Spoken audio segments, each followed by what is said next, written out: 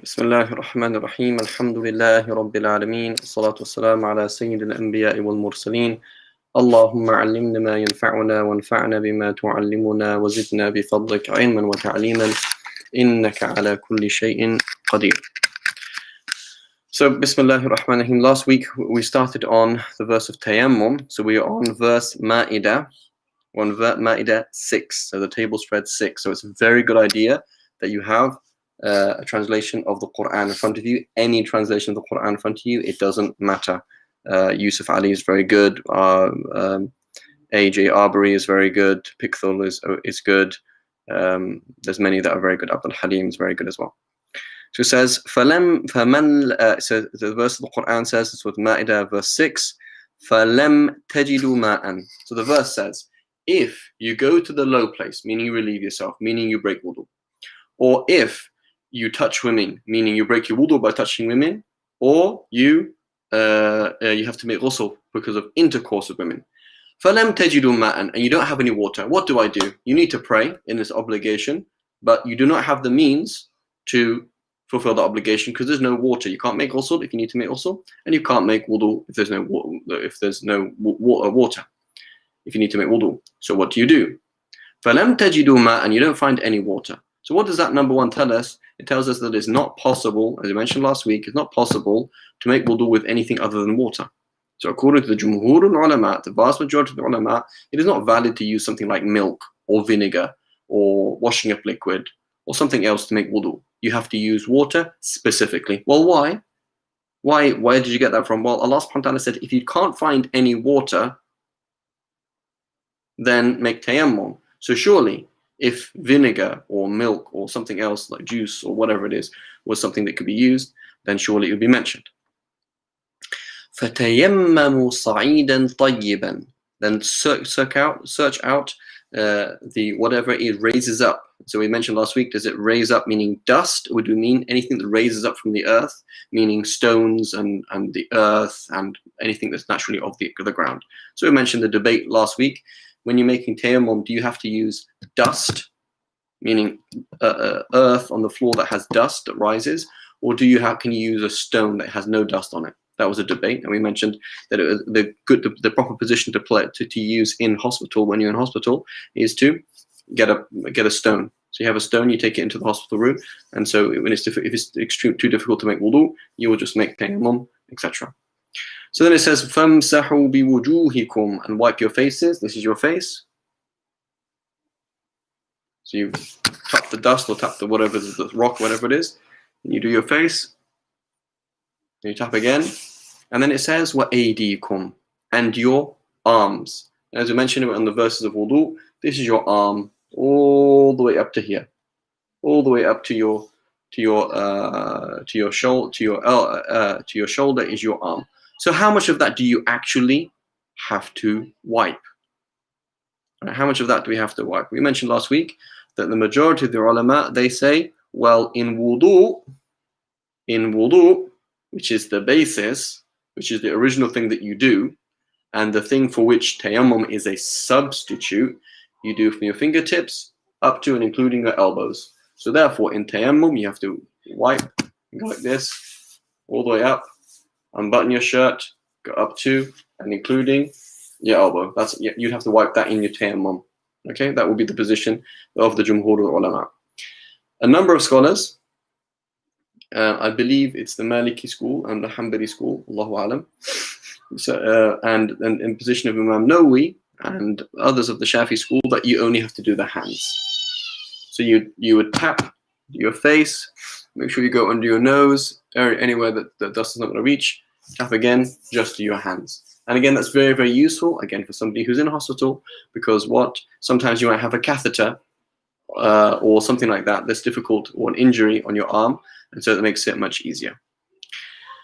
And then Allah subhanahu wa ta'ala says, مَا يُرِيدُ اللَّهُ لِيَجْعَلَ عَلَيْكُمْ فِي الدِّينِ عَلَيْكُمْ مِنْ حَرَجٍ.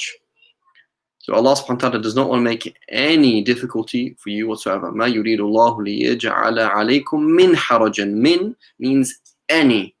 Allah subhanahu wa ta'ala doesn't want to make your life difficult. That's not the point of the Sharia. Right? And this is a concept that's particularly seen in ibadat. Ibadat, acts of worship, are difficult, but they're not cripplingly difficult.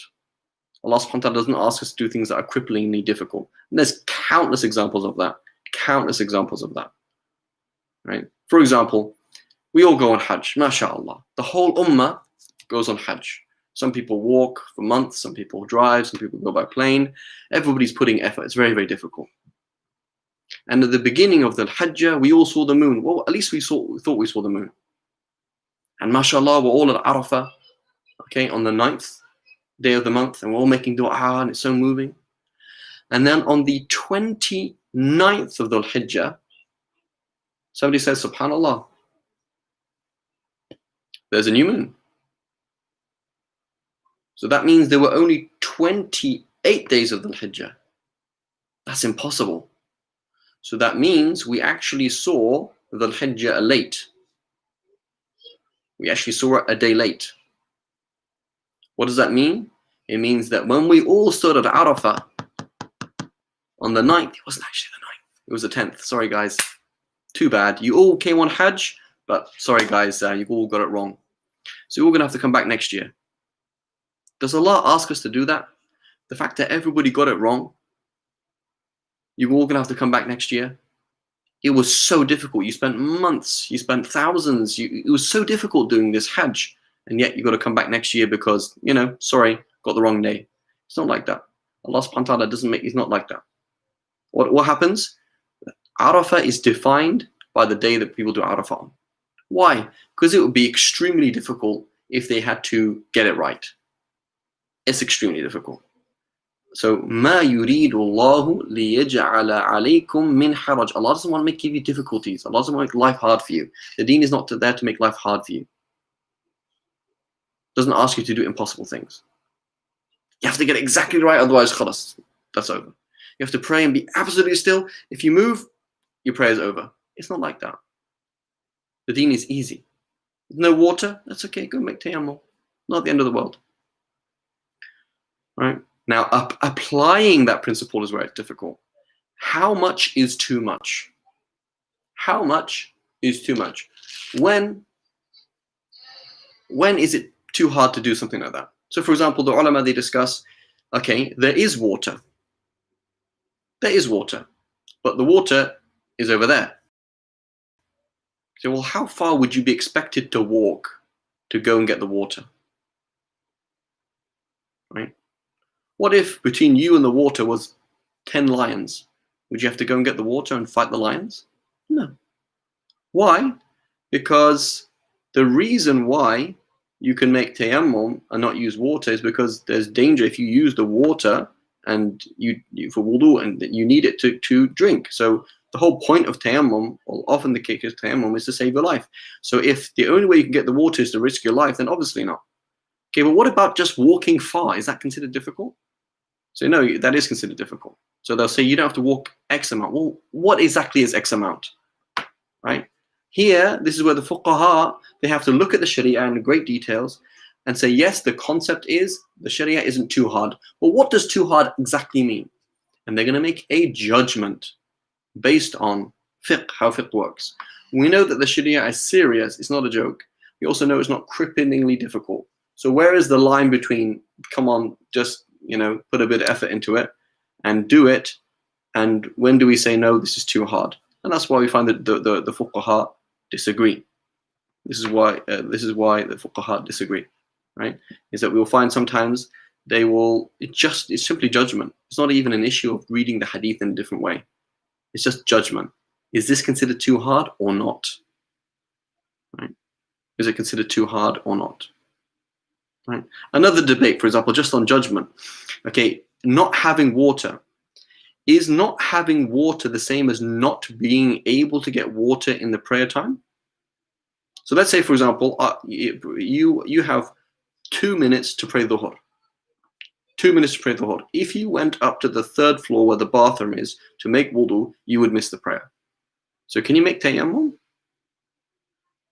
Right. The Shafi'is, they say no. As long as there's water is accessible, it's not difficult to access, you miss the prayer and make wudu and pray with a proper wudu. You can't make tayammum while there's water upstairs, right? Other ulama say no. The fact that you can't access the water in time means you don't. فَلَمْ تَجِدُوا مَاءً, you didn't find water, i.e., in the prayer time, right? Different sort of way of looking at things. It's not even different way of interpreting the hadith or verse of the Quran. It's just different way of assessing what's being said. But the point I'm trying to get across though is what? Difficulty is sometimes subjective. There's clear things, there's a line there, and somewhere in between, right? Well, some of the fuqaha say, no, that's too difficult to ask you to do that. And others say that's not too difficult, right? They say it's just, you have to deal with it. So question, can you use snow for wudu? Yes, you can. Okay, but the question is, do you have to use wudu? So can you use snow for wudu? Yeah, it's valid, right? It's fine, right? But do you have to do that? So our question would be, is that considered too much of a hardship to make yourself extremely cold and make yourself vulnerable to get sick? Are you obliged to do? The answer is no. Right? So if, for example, you can melt the snow, then khalas, then that's what you have to do. Right? You have a stove, you just heated up a cup of tea. Why can't you take 10 minutes to melt some snow? Right? That's fine. But I'm in the middle of a blizzard and I need to pray, but there is no way of heating anything and I'm freezing cold. And if I were to make wudu, I'd have to roll my sleeves up, roll, make ghusl, for example, in the snow and probably die of it. Am I obliged to do that? The answer is no. And this comes explicitly in a hadith, I believe, with Abdullah ibn Amr ibn As, I believe, if I remember correctly, where they were out on jihad and it was extremely cold and he had to make ghusl and he was like, I'm not going to make ghusl, bro. I mean, it's ridiculous. I have no way to heat myself up. I'll die if I do that. So then he came and led the prayer, basically in janaba. He made tayammum and led the prayer in what everyone else thought was leading the prayer in janaba. What's going on? So they asked the Prophet ﷺ, and the Prophet ﷺ asked him, what did you do? Why did you do that? Right? And Allah subhanahu wa ta'ala doesn't, and he said to the Prophet ﷺ, if I remember correctly, doesn't Allah subhanahu wa ta'ala say in the Quran, وَلَا تُلْقُوا بِأَيْدِيكُمْ إِلَى التَّهْلُكَةِ? Doesn't Allah subhanahu wa ta'ala say in the Quran, don't kill yourselves? Right? So he understood that the Sharia doesn't ask him to do that, to go and make ghusl in the freezing cold and then make himself sick and then die. That's not expected. Right? Okay. And so, is it valid to make wudu with snow? Yes. Is it valid? Are you obliged to? No. Meaning, are you obliged to do that if there's no way to heat it up? But normally, you should take the means. Alhamdulillah, Let's say, for example, you were to put it in a cup in the car. You don't have anything to heat it up with. But you can just get some snow, put it in a cup in the car, and leave it for half an hour. It will melt, and you can make wudu. Right? So, always try your best, but never kill yourself. Right? And sometimes you will find that the Sharia actually puts the bar a little bit lower than you expect, and sometimes a little bit more. So you will always, if you're not sure, you always have to ask. If you're not sure, you have to ask. Right? There is clear cases where that will be extreme and deadly and just unreasonable. And there's clear cases where you just got to man up and do the thing, that even if it's a bit difficult. And then there are cases in between. If you don't know specifically because you haven't studied fiqh, that's fine. Go and ask somebody. Say, am I expected to do this or not? Right? Because sometimes you won't know. Right? Sometimes you just don't know what's expected, or what's overlooked and what's not overlooked. There are clear scenarios where the Prophet ﷺ made people do things that were a bit difficult. For example, the Sahaba said, we used to complain to the Prophet ﷺ of doing sujood on the hot ground. It was hot. The Prophet ﷺ didn't say anything about it. Deal with it. Right? So not every single difficulty it calls for a dispensation. It's not every single difficulty, but there are certain things. And there are certain things where the Sharia is more easy than others. Okay. And also there's a difference between what is personally difficult and what is genuinely difficult. So sometimes, for example, shortening prayers on a journey. How difficult really is it to pray the 4 rakahs as opposed to paying 2, not big deal. But the point is, if you took that small difference and spread out over everybody, it suddenly becomes significant, right?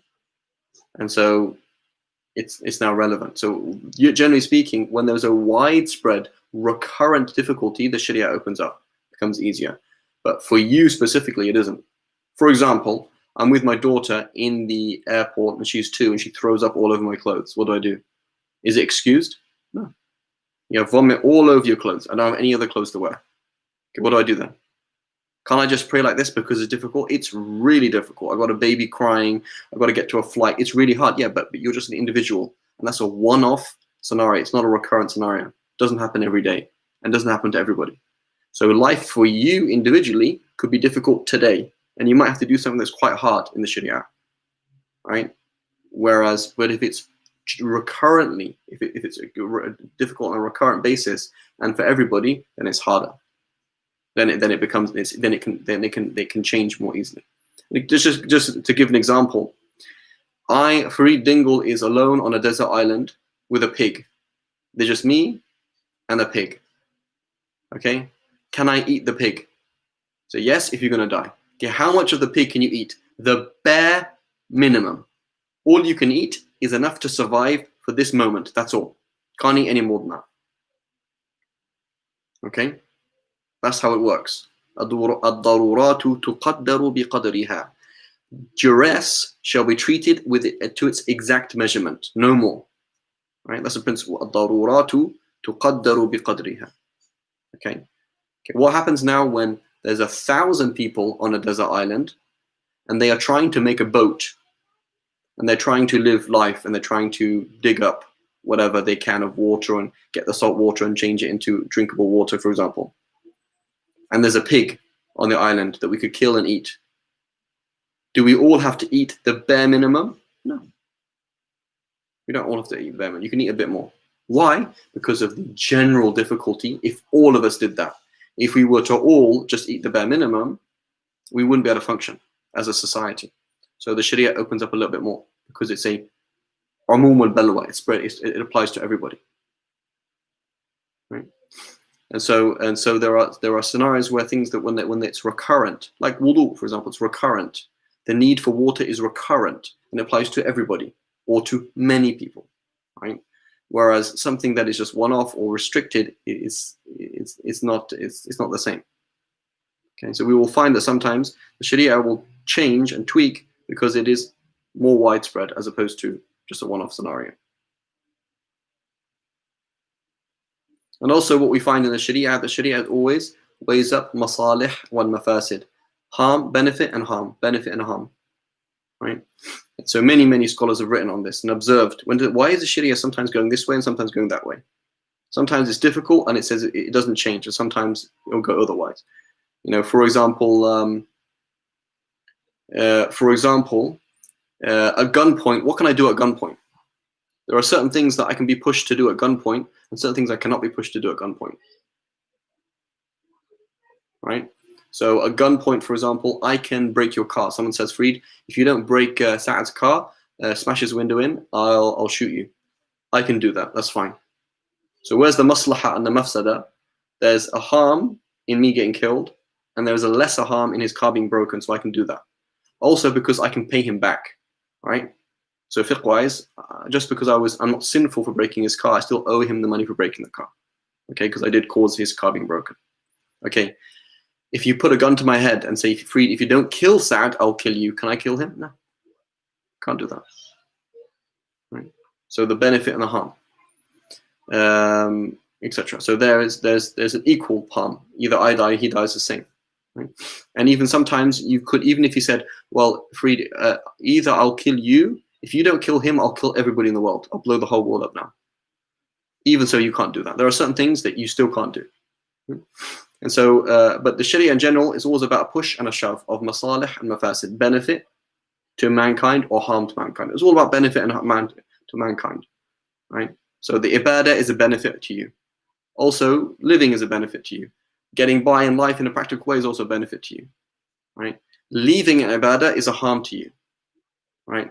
Make life being difficult for you is a harm. Losing money, losing time, losing sleep, pain is a harm. So the Sharia is all about these balances, right? And sometimes we can see them and appreciate them very clearly, and sometimes we can learn that that's how the balance is being made, but we can't necessarily understand it.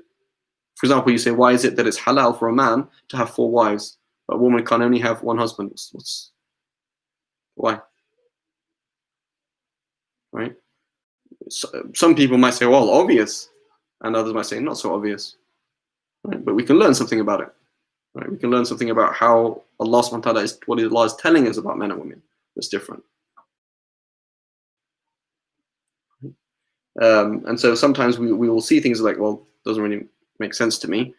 I don't see the benefit and the harm, or I don't really see how it's weighed up. It doesn't really make much sense, but in reality it is there. Okay, so moving swiftly on. So Allah doesn't want to make life difficult for you. وَلَكِنْ يُرِيدُ لِيُطَهِّرَكُمْ, but rather Allah wants to purify. وَيُتِمَّ نِعْمَتَهُ عَلَيْكُمْ, and Allah wants to make complete blessing upon you. لَعَلَّكُمْ تَشْكُرُونَ, that happily you will give thanks. And so wudu, tayammum, ghusl, these are all blessings for us. It's all blessings, things that we love. Right? So then regarding removing najasa, it says bab izalat najasa. What does Allah subhanahu wa ta'ala say about removing najasa? We did some of this, actually, I apologize, we did this. So repeating ourselves here, last week we were talking about the prayer. We were talking about the prayer. Did we do this one? We said the prayer times.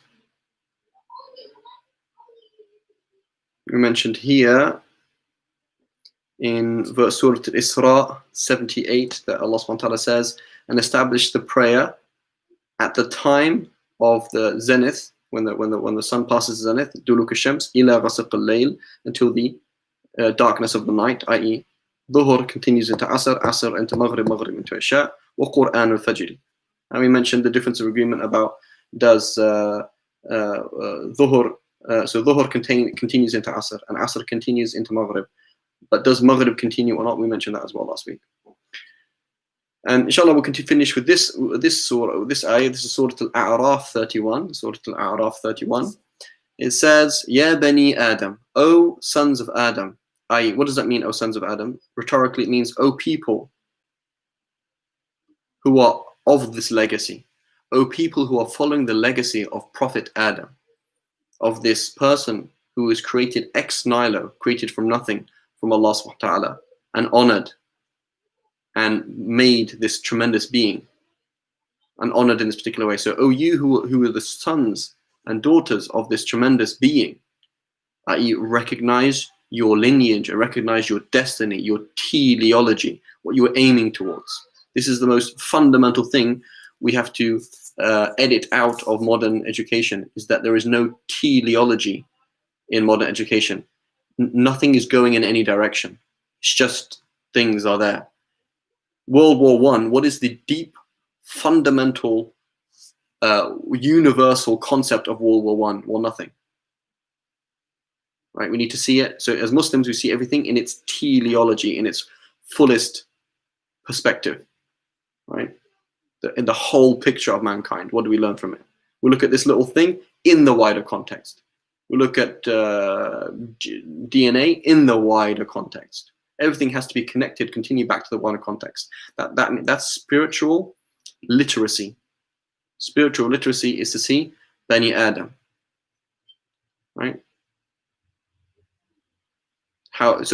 This is not just a whole lot of people doing things. Everything fits in the bigger picture. It's part of the bigger picture. So, O sons of Adam, khudhu zinatakum, put on your beautiful clothes. Inda kulli masjidin, at every single place of prostration. So what does Allah tells us, says, when you pray, look nice. Cover your aura. It's not nice to walk around naked. Nakedness, your aura is for your spouse in the bedroom. It's not for anybody else to see. That's something else. It's not nice to see it walking down the street, to see people naked. It's not nice. It's not becoming. So dress nicely. Put on your beauty when you pray. Dress nicely. And so this is, if you think about this, if you think about this verse in respect to women. So what do women wear when they pray? So a woman, for example, she's in the house, her hair is exposed. She might, for example, her sleeves might be, her arms might be exposed. Whatever part of her body might be exposed. But when she prays, she adorns herself, dresses up, and looks nice. And what does she wear? She wears her hijab. She wears her hijab. She puts her hijab on, she covers up to her wrists, and she looks nice. So what does that tell us about the hijab? Is the hijab about covering beauty? Or is the hijab about beautifying a woman, looking nice? Right? And so a woman walking down the street half naked is not nice. That's not nice. It's nice that you're covered, right? That your sexual body is for your husband, not for everybody in the street. That's fine. That has its place and time. But for the street, look nice. Wear a hijab, cover up to your wrists, right? Cover up to your ankles. Wear socks ideally, which is the position of the majority of the ulama, is they have to wear socks, right? The minority say that Imam Muzni of the Shafi'is and the Hanafis, they say that the feet, or a number of the Hanafis, they say the feet is not awrah. You can expose your feet. But the majority of the ulama, they say no. When you're praying and when you're walking down the street, you can't show people your feet. Your feet are awrah. Right? It's the majority of the ulama. So look nice, dress up for prayer. Right? Dress up for prayer. Dress as you would in a nice way. And so what does that tell us about the hijab? The hijab is your zina. Right? Is your zina. Look nice. Wear hijab. Right? So hijab is not about covering your zina. It is zina. It is nice. Hijab is about decency. Right? It's about looking presentable. Look presentable in the street. That's what it means.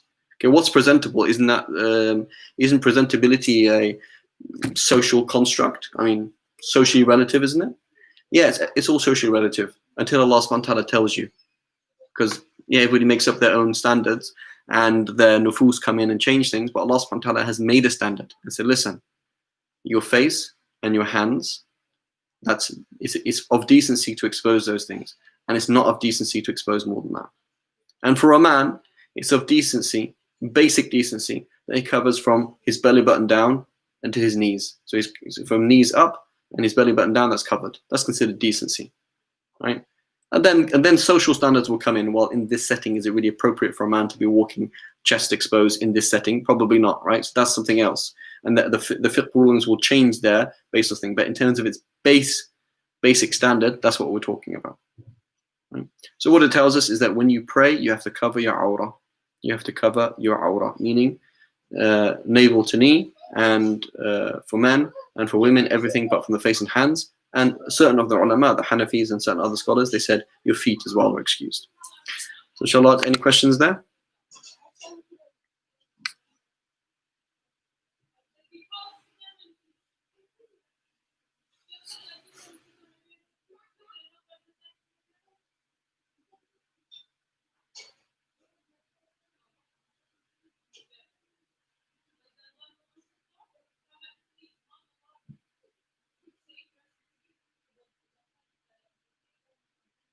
Any questions?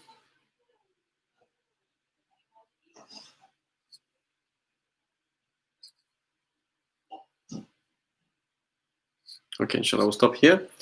صلى الله على سيدنا محمد وعلى آله وصحبه وسلم سبحان الله وبحمدك أشهد أن لا إله إلا أنت أستغفرك وأتوب إليك السلام عليكم ورحمة الله